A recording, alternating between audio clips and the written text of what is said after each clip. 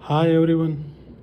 So this is lecture 36, 37. So it's also communication, but this is which I pick is a problem solving meeting. When I pick the status review meeting of the project, which is necessary, the project manager has to do that, and then other is a problem solving meeting. So the important thing in this lecture, what I want that you can keep in your mind, so which is important, like in the beginning of this project management series, I always talk about that if there is any change, so it should be properly documented and communicated and delivered. So there should be a separate change control system for that. So here is for problem solving skill, also incorporate problem solving skill plan in the baseline plan. So when you are making a baseline plan for the project, as a project member and team member or with the sponsor, so put a guideline that when you guys are meeting in the future it's occur. So if there is a problem occur, so at the beginning uh, put some guidelines under the heading of problem solving meeting or problem solving plans, that how who like usually the project teams who working on the project, they identify the problem and they identify the potential problem, so they have to report to the project manager. So write down few guidelines at the beginning of the baseline that the project team and in the communication. So there will be a separate section from problem solving skills in the problem solving plan. I mean there will be a person who is responsible.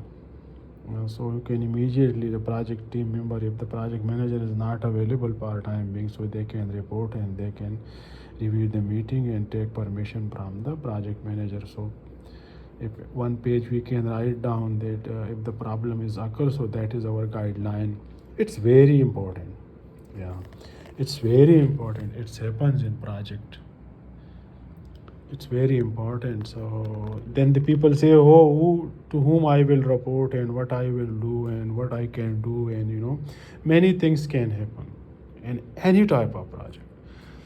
Even if you are sitting in the office as doing software or computer engineering or doing the office work, so it still happen if you are outside in a big project like construction, mining, environment, agriculture.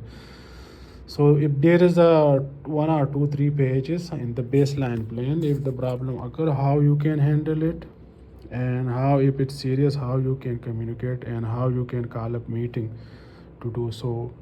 Uh, the project team are usually identify these and usually it in the review status meeting also potential problem can be identified. So they have to report immediately to the project manager, person responsible for problem solving skills. Some in some big project, some people are responsible. They keep their agent if there is any problem from anywhere, so they have a separate team and they do it properly. And to apply corrective action by that authorized person. So the following are the points we usually covered in the problem solving meeting. It's usually urgent or maybe immediately in 1 or 2 days. If it's so, keep in mind that write down these in your notebook. Number first is what type of problem at the project site. The project team member come across with the problem. So what type of problem is this? Define it, make a statement, define it. The problem is this. The problem is related to the strike with the labor. The problem is related with the machinery default system. The problem is related with the subcontractor. The problem is related with consultant. The problem is related with the weather, something like that, or the problem is related with the government implementation of the laws. So what type of problem is and the potential causes, or if it's occurred or if worsened, what will be the major causes. and then as a project team member at the site, so collect data information about the problem, how, when it's happened, and what are the causes. So write down few lines short, what will be the solution. Usually it's discussed in the meeting, so what will be the solutions. So many member, like if project manager and the team member are meeting, there may be 5 6 7 people, so different solutions come in the mind of different people.